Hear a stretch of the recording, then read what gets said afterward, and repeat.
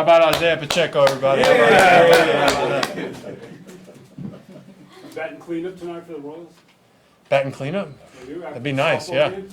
I wish that third one would have gone out. I would have had the hat trick there.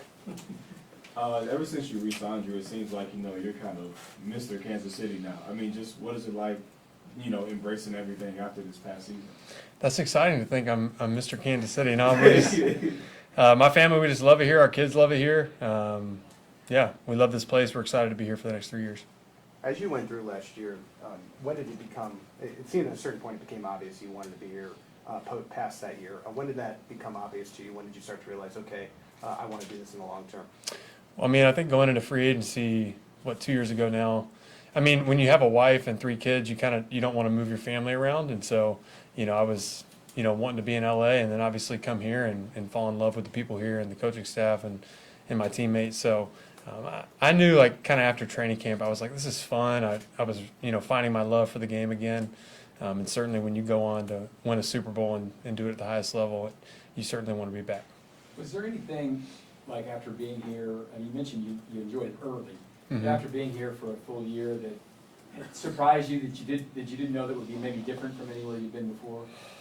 I don't know that anything surprised me. I think there's a championship culture here, and that starts at the top with our ownership all the way down to our players, and it's very apparent. You see guys like Travis, who's going into his 12th year, and dude just loves to practice, and that's just uncommon. And I think those uncommon characteristics are everywhere in this organization, and you pick up on those, and it makes you better. And hopefully we can keep that going into this year. Drew, what makes you say that Travis loves to practice? What do you see from him? Just his energy. I mean, you'd think he's a little kid out there. Just vocals, body language, in and out of the huddle, run on the field.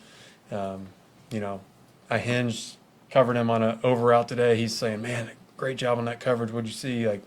Just little aspects of the game still, strike his curiosity, and he's always looking to become better. And you don't see that when guys are as great as he is and have accomplished as much as he's accomplished. I think there tends to be some complacency that can creep in, but you don't see that with guys like Trav and Pat and Chris and all of our best players. They're constantly looking to ascend and be great.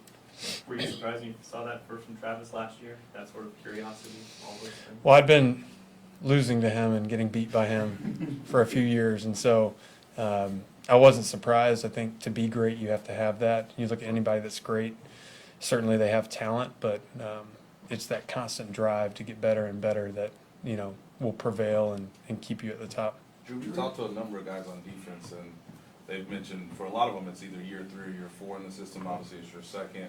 Yeah. Just what can you see right now that tells you all that you all are advancing and progressing on the defensive side of the ball?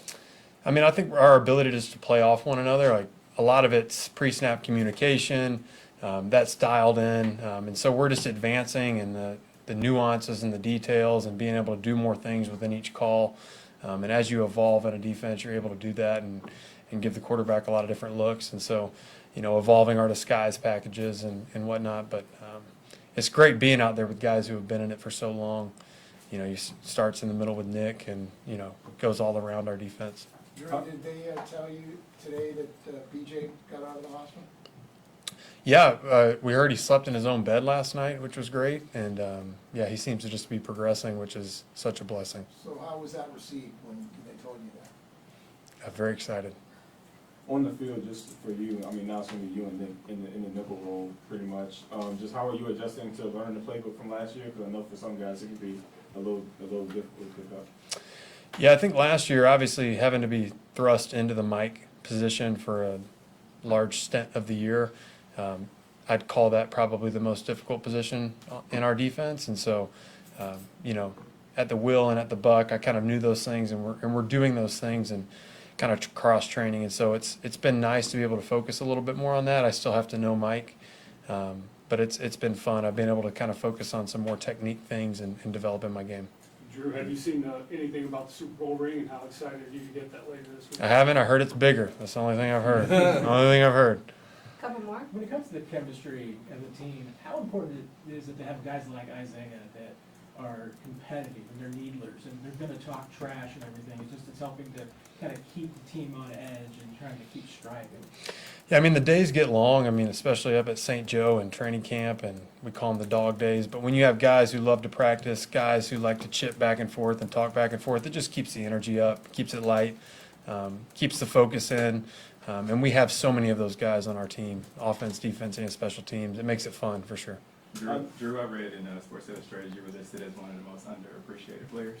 What do you think when you hear that? I'm just trying to get better every day, and I hope to be remembered as a great player and a great teammate. And you know, you just got to come to work each and every day, and that story will be written, you know, when my playing days are done. But there's still a lot of work left to be done, and a lot, you know, left that I want to accomplish. Just on the Super Bowl ring, I know that this is something that's happening this week. You're unique, right, in the sense that you're getting your first one. Which is, what are you anticipating when it comes to getting to see it for the first time? I'm looking forward to an awesome date night with my wife out in the great city of Kansas City, and I'm sure when I unbox that ring, it's going to be special. You know, there's going to be a sentimental value attached to that you can't necessarily replicate, and so it's going to be a fun night with teammates. You know, seeing guys that are no longer here anymore and be able to reunite with those guys. It's going to be fun. Awesome, DJ. Drew, I know you used to have the podcast. Just Yeah. Do you think you'll ever get back to that? And then just what have you done over this past offseason?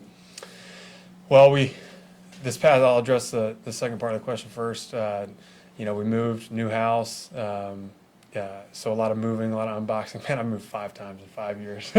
Hopefully we can set our roots a little bit. But man, just done a lot of swimming with the kids, hung out with my wife, you know, just enjoyed family, enjoyed, you know, getting to come to work for OTAs. Yeah, it's been a great off season, and looking forward to the next part. No podcast coming back? I forgot the first. I was like, what was the first part of the question? I got you. We'll see, man. There's so many great podcasters out there. I had so much fun doing it.